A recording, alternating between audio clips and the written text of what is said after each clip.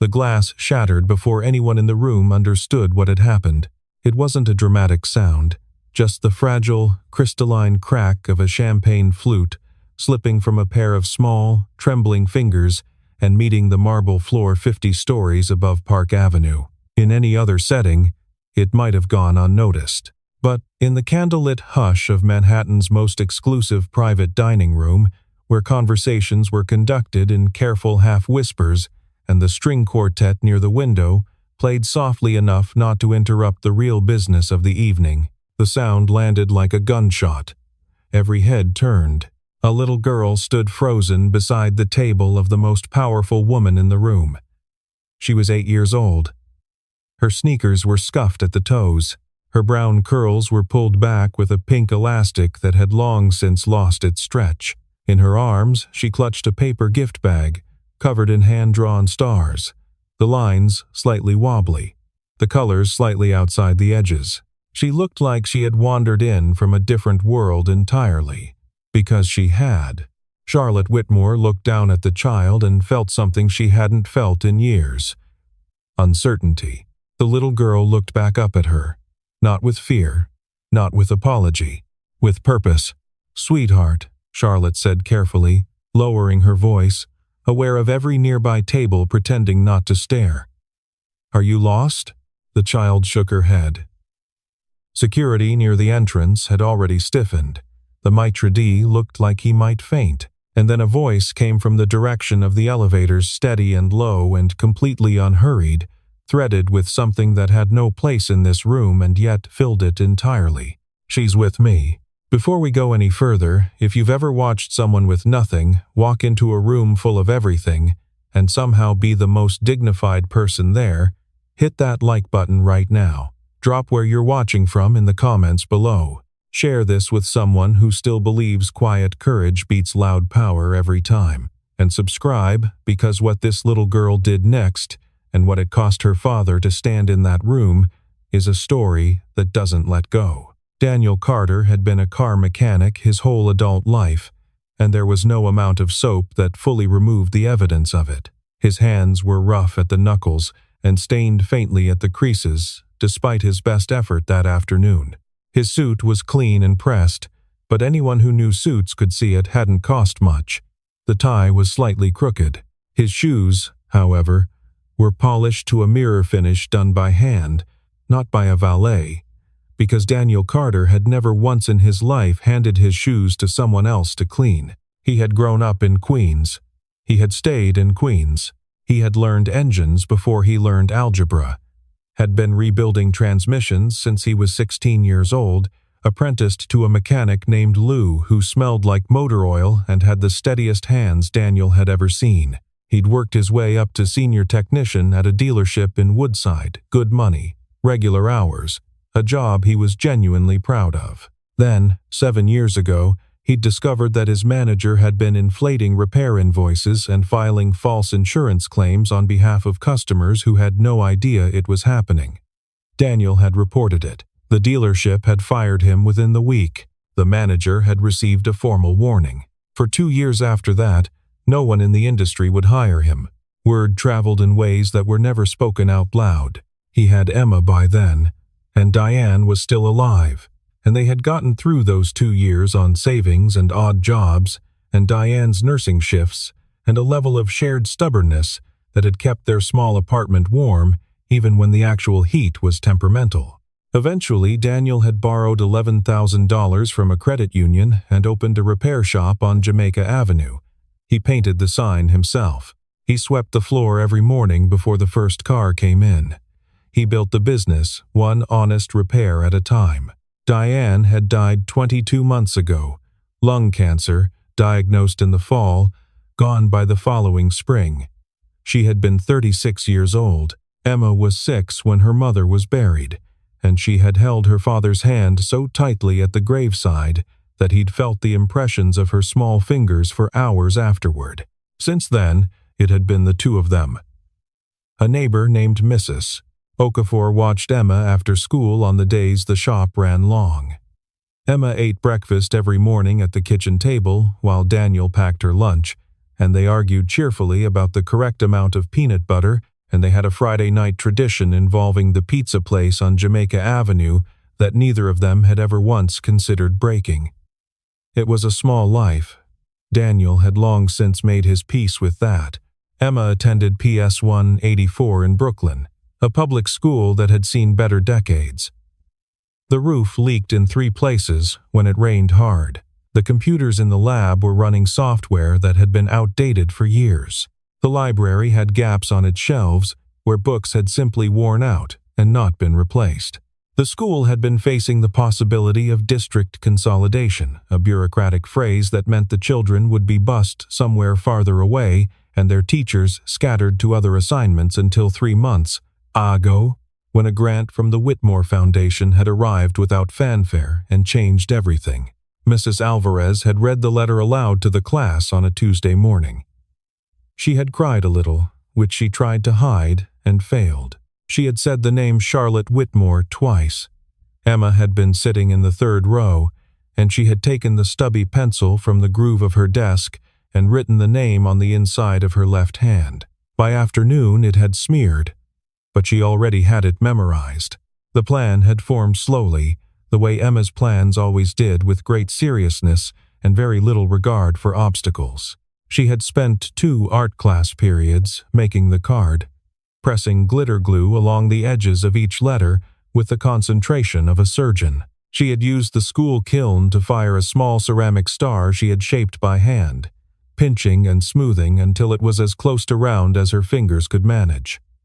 It was not very close to round. She wrapped everything in the paper bag she had decorated with a marker, drawing stars across the front because that felt right, and she had presented the finished package to her father on a Sunday evening and said, "Daddy, how do I find her?" Daniel had tried, gently, to explain.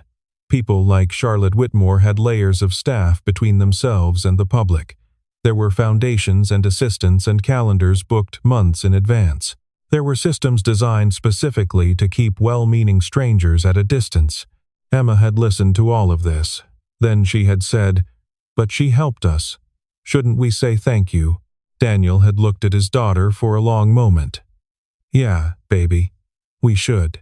It was an automated email response from the Whitmore Foundation's event inquiry form that had given them the location, not an invitation, just a standard reply that mentioned the Foundation's annual executive dinner that same evening at a Midtown address. Whether it was a mistake or simply an oversight in the template, Daniel had never been able to say. But he had read it, looked at Emma, and made a decision that went against every instinct he had about appropriate boundaries and social hierarchies and the way the world was structured. He put on the suit he had bought for Diane's funeral and had not worn since. He drove into Manhattan and spent 20 minutes finding parking and paid $40 for a lot 2 blocks east. When he walked into the building's lobby, the security guard at the desk looked him over with the kind of slow, evaluating stare that Daniel recognized immediately. He held the man's gaze, steady and unhurried, and did not look away. Emma had stepped out of the elevator before him. She was faster than he'd anticipated. She had spent 3 days studying the photograph from the Whitmore Foundation website, the one of Charlotte Whitmore at last year's gala, standing near a window, profile slightly turned. Emma had printed it on the school library's printer and studied it the way she studied her science flashcards. She moved through the dining room with the certainty of someone who knew exactly where she was going, weaving between tables of people in evening wear who stopped mid-sentence to watch her, and she found Charlotte Whitmore's table in under 30 seconds. The champagne flute was not her fault. A waiter pivoted unexpectedly, and the movement startled her, and her elbow caught the stem, and the glass was suddenly falling, and then it was gone, exploded into bright fragments on the marble. Emma went completely still. The room went completely still with her. Charlotte Whitmore's instinct, in the half-second before her brain caught up to what her eyes were seeing, was the instinct she had developed over 15 years of high-stakes, high-visibility professional life. Control the situation, protect the brand, keep the face neutral. She lowered her voice to a carefully managed level and said, "Sweetheart, are you lost?" And the child looked straight up at her and said, "No, ma'am." I'm not lost. I needed to find you. Not I'm sorry. Not I got lost. I needed to find you. Charlotte heard the difference. Something shifted in her chest, small and unexpected, like a door opening that she had not known was closed. She became aware then of the man standing near the elevators. He was not rushing. He was not gesturing apologetically at the room or at her. He was walking toward his daughter at an ordinary pace, his eyes finding Emma first and confirming she was unhurt before they moved to Charlotte. He placed one hand lightly on his daughter's shoulder, and he said 3 words. She's with me. Charlotte's security team had begun to move. She raised one hand, a single, small gesture, and they stopped. The action was automatic, and it surprised her slightly the fact that her instinct had been to stop them rather than let them proceed. She looked at the man more carefully. Suit off a department store rack, tie not quite straight, but his posture was absolutely straight, and his eyes held hers without aggression or apology, and there was something in his stillness that she found she could not immediately categorize. Emma held out the bag with both hands, the way a child does when presenting something precious, arms fully extended, eyes serious. My dad says, when you give something to someone, you should use both hands, she explained, as if this were important contextual information. Then she began to talk. She told Charlotte about the roof, about the computers that froze when more than 4 students used them at once, about the library shelf that had a gap where the reference books used to be before they fell apart. She talked about the day Mrs. Alvarez read the letter to the class and cried a little at the front of the room. You probably don't remember, Emma said. There are probably a lot of schools, but my dad says it's important to say thank you when someone helps you, even if they don't remember helping. Charlotte opened the bag. Inside was a card made with construction paper and glitter glue. The letters slightly uneven, a drawing of a building with stars in the windows. Beneath it, wrapped in a square of tissue paper, was a small ceramic star, handmade, imperfect, fired in a school kiln by a pair of small, earnest hands. Charlotte looked at it for a moment without speaking. She did remember the grant, but not for the reason she might have expected to remember it. She remembered it because it was the only funding request of that size that her entire board of directors had voted to decline. The analysis had come back from her team with a note. Insufficient PR return on investment for the allocated sum. Too small a school, too small a neighborhood, too small a story. The board had moved on to the next item. Charlotte had sat with the folder for 2 weeks. Then, on a Tuesday evening, after everyone else had gone home, she had signed the approval herself, alone, and filed it without explanation. She had never told anyone why, and she had never, until this moment, thought about what it might have meant on the other end. Charlotte Whitmore was not generally considered a sentimental woman. Business magazines called her precise. Former employees called her demanding. Her father, Henry Whitmore, had always called her sharp in the way he meant as a compliment, and that had landed throughout her childhood as something colder. She had learned early that emotion was inefficient, that warmth was a liability in a boardroom, that the fastest way to be dismissed by powerful men was to let them see you feel something. She had built a career on control. And yet, would you both join me? She said. She pulled out the chair beside her before she had consciously decided to. Daniel shook his head immediately. We couldn't possibly. You could, Charlotte said, and you will. Emma was already sitting down. The venture capitalist at the adjacent table checked his watch with unconcealed irritation. The evening's scheduled keynote speaker leaned over to whisper something to his assistant. Charlotte did not look at either of them. She asked Emma about school. Emma said science was her favorite subject, specifically the part about how stars were formed, because she liked the idea that something that big started out as something that small. She said she wanted to be a teacher when she grew up. Why a teacher? Charlotte asked. So kids don't lose their schools, Emma said plainly, as if the answer were obvious. Daniel's throat tightened. Charlotte noticed. She turned to him, asked simply what he did. He told her mechanic, "Own a small shop in Queens, Jamaica Avenue."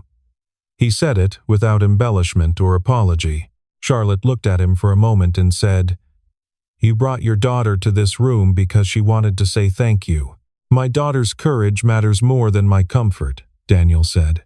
Charlotte had been in rooms with some of the most accomplished people in the country. She had heard speeches and pitches and carefully constructed narratives designed to move money and reshape opinions. She could not immediately recall the last time someone had said something to her that was simply, plainly, entirely true without any architecture around it. She looked down at her plate, looked at Emma, who was eating a bread roll with the focused seriousness of a child who had been properly raised and was demonstrating it. And something cracked open, quietly, beneath all the careful control. She had gone to a public school once. Before the IPO. Before the penthouse, and the Bloomberg profiles, and the board seats. She had sat in classrooms with leaking ceilings and teachers who bought supplies out of their own paychecks. And she had known, even then, that she was lucky in ways her classmates were not lucky in the direction her father's ambitions happened to turn. She had put that away, had buried it under the years and the work and the polished surfaces of the life she had built. It had not occurred to her that it might still be there, waiting.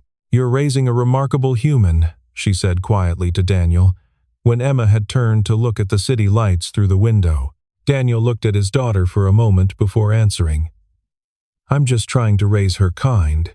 The simplicity of it stayed in Charlotte's chest long after the evening was over. The photograph appeared on social media before midnight. Someone in the dining room had taken it on a phone. Daniel and Emma seated at Charlotte Whitmore's table. Emma mid-sentence, Daniel listening, Charlotte with her chin resting lightly on her folded hands and her eyes on Emma's face. The caption spread faster than the image. By 7 the following morning, the story had been picked up by 3 national outlets. By 8, it had been framed as a question, genuine moment or calculated optics. Charlotte's phone showed 14 missed calls before she had finished her first cup of coffee. The Whitmore Foundation's board requested an emergency call at 9. Charlotte declined it. She called her assistant instead. Richard Moss had worked for Charlotte for 8 years. He was organized, loyal, and deeply comfortable with the way things had always been done. When Charlotte told him to cancel her 11 o'clock board strategy session, he did not manage to keep the surprise off his face. "Your board strategy session?" he repeated. "Yes," Charlotte said. "And Richard, I want you to find out who the original reviewer was on the Brooklyn school grant. The one for PS 184. Richard's expression changed in a way that Charlotte registered but could not quite read. "I'll look into it," he said. He came back to her 2 hours later with a folder and an expression she had never seen on him before, something that sat uneasily between professional discomfort and personal reckoning. The original reviewer had been Richard himself. He had written the analysis.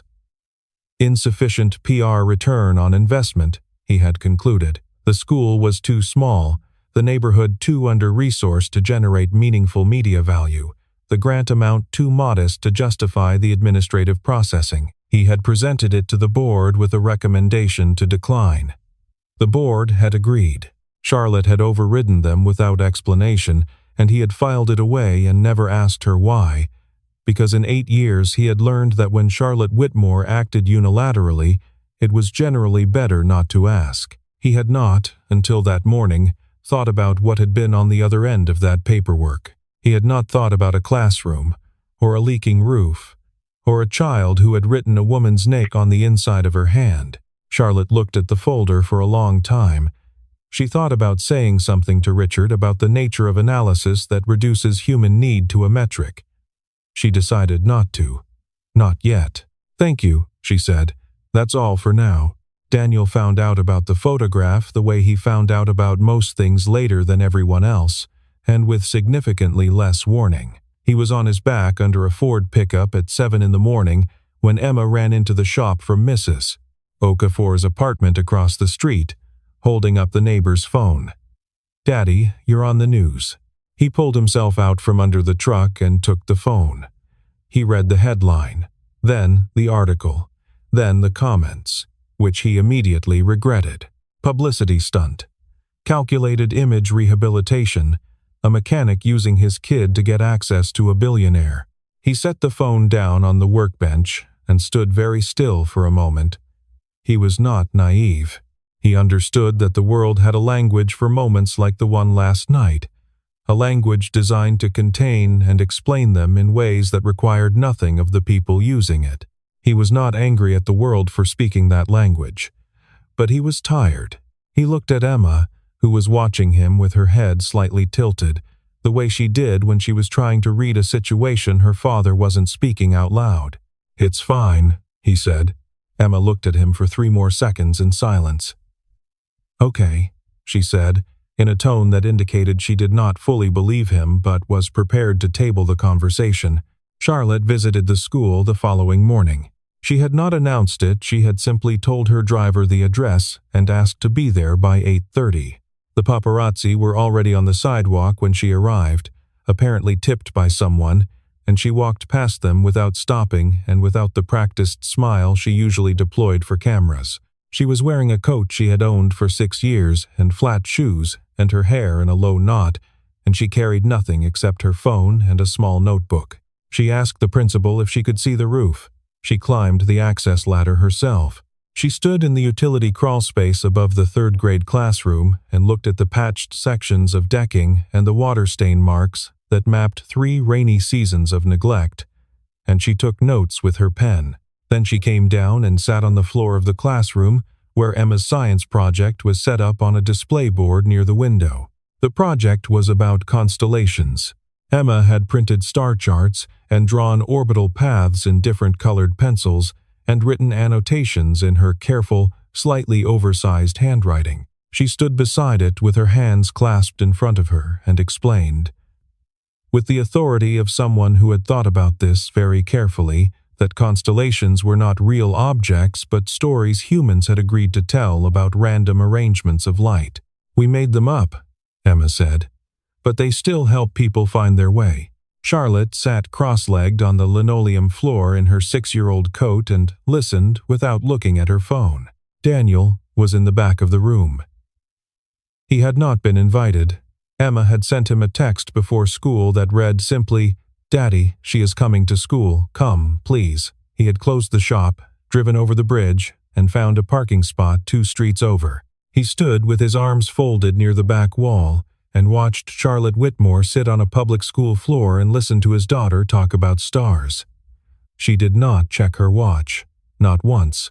After the school day ended, the classroom emptied and the building grew quiet. Charlotte sat on the front steps while she waited for her driver to circle back around, and Daniel sat down beside her because it was the only place to sit. Emma was at the far end of the schoolyard, chasing something, a stray dog that had wandered in through the fence and was not especially interested in being caught, but Emma was persistent. The afternoon was cold and bright. The sidewalk in front of the school was cracked along its length, the concrete heaved up by the roots of a tree that had outgrown it years ago. She presented that project like she already knew the answer, Charlotte said. "She usually does," Daniel said. "I'm just the one trying to catch up." Charlotte turned to look at him. Not the appraising look she had given him at the restaurant, not the look that was really a kind of measurement. Just a look. She asked about Diane because she could not ask. Emma had said, in the middle of her presentation, that her mother knew all the star names and that she was teaching them to her before she died.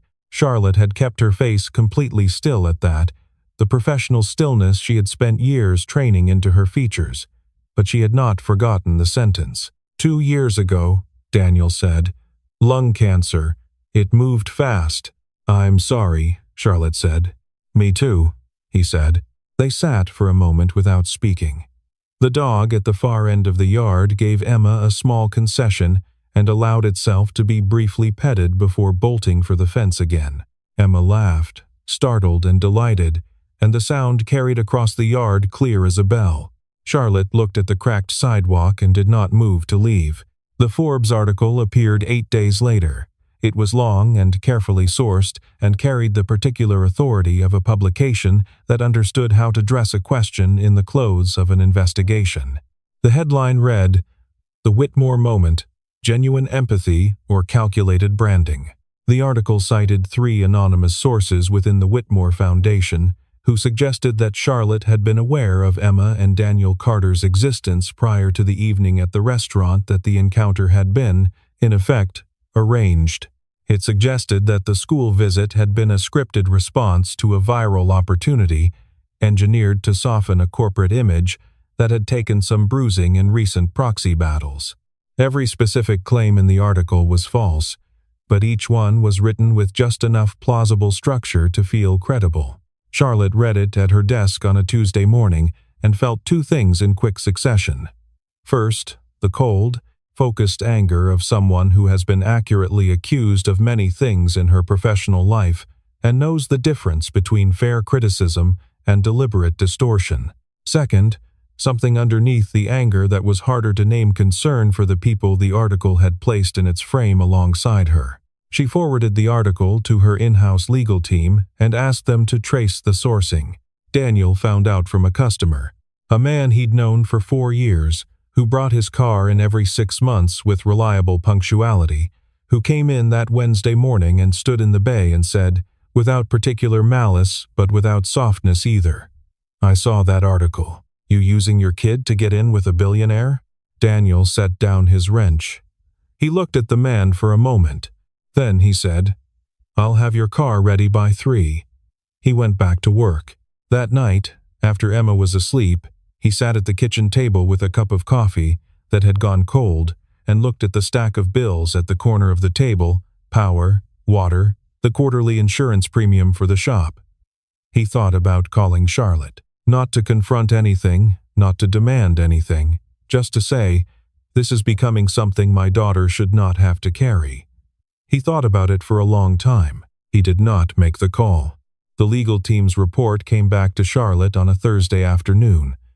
The emails that had been shared with the Forbes journalist matched the timestamp and account signature of one person, Richard Moss. Charlotte read the report twice. Then she sat with it for an hour. She understood why Richard had done it. He was not malicious. She had known him too long to believe that. He was a man who had spent 8 years managing Charlotte's operations according to a set of principles that had worked well enough, and those principles included a deep suspicion of decisions that could not be defended by spreadsheet. He had watched her cancel a board session, visit a public school in Brooklyn, and take calls from a mechanic in Queens, and he had concluded that she was going off course, and he had attempted, in the way he knew how, to correct it. He had been wrong. Not just about the article, about what course she was on. She called him into her office and closed the door. She let him speak first, which she rarely did. He said that he had been trying to protect the foundation's credibility. He said that emotions were unreliable guides to institutional decisions. He said it with conviction, because he meant it, because he had built his entire professional identity on that premise and could not quite see yet what it had cost him. Charlotte listened until he finished. Then she said, "You were protecting your own judgment, Richard, and you used my name to do it." She put the termination letter on the desk between them. 8 years ended without drama, in a quiet office on a Thursday afternoon, with the city moving far below the window as if nothing in particular had changed. She called Daniel that evening. He picked up after the 4th ring. "I found the source," she said. "It was internal. It was false. All of it." There was a long silence on his end. Long enough that she thought the call might have dropped. "I know," he said. She hadn't expected that. "You know, Emma told me you don't do things for the cameras. She said you looked at her science project like it actually mattered to you." A pause. I believed her. Charlotte turned to face the window of her apartment. The skyline dark and bright in the way that Manhattan always was at night, never fully one or the other. "It did matter," she said. He didn't say anything after that, but he didn't hang up before she did. Charlotte Whitmore called a press conference 10 days later. She did not run the remarks through her communications team. She wrote them herself, at her kitchen table, on a legal pad, and she read from the legal pad when she stood at the podium. She said, "The grant that saved PS 184 in Brooklyn was opposed by my own board of directors. I signed it alone, on a Tuesday evening, after everyone else had gone home, because a leaking roof in a classroom full of children is not a line item. It is a failure. And I signed it without explanation because I did not feel that I owed an explanation for acting on something that should have been obvious." She paused. The room was very quiet. "I did not know Emma Carter existed when I signed that document. I wish I had. I would have signed it faster." She announced that the Whitmore Foundation School Initiative would triple its funding and expand to 47 public schools across 5 cities. She announced that every executive at the foundation would be required to complete at least 1 community service placement per quarter. Not as a suggestion, not as an incentive program, but as a condition of employment. When a reporter near the front asked what had prompted the change, Charlotte looked at her for a moment before answering. "An 8-year-old who understood gratitude better than most adults I know. Daniel was under a car when he heard his daughter's name on the radio. He had it tuned to a news station out of habit, half listening while he worked, and the name Emma Carter coming out of the speaker in Charlotte Whitmore's voice made him go completely still. He pulled himself out from under the vehicle. He stood in the middle of the shop with grease on his hands and listened to the rest of the statement. Charlotte was not using Emma's story to generate a news cycle. She was using it to explain something, to put words around a decision that had been made quietly in an empty office and had turned out to matter in ways no spreadsheet had been able to predict. She was saying that a child had shown her something she had forgotten, and she was saying it in public because the truth deserved to be public. Daniel sat down on the step at the bay entrance. His eyes were red. Emma was in school, in math class, entirely unaware that her name had just been spoken in a press conference that would make the front page of the Times the following morning. When Daniel picked her up that afternoon, she studied his face for a moment as they walked to the truck. "Daddy, why are your eyes red?" "Dust in the shop," he said. Emma walked in silence for most of the block. Then she said, "Daddy, there's no dust outside." He looked down at her. She looked up at him with the same patient, clear-eyed expression she had been giving him since she was 4 years old, the expression that said she was willing to wait as long as necessary for him to say the true thing. "No," he said, "there isn't."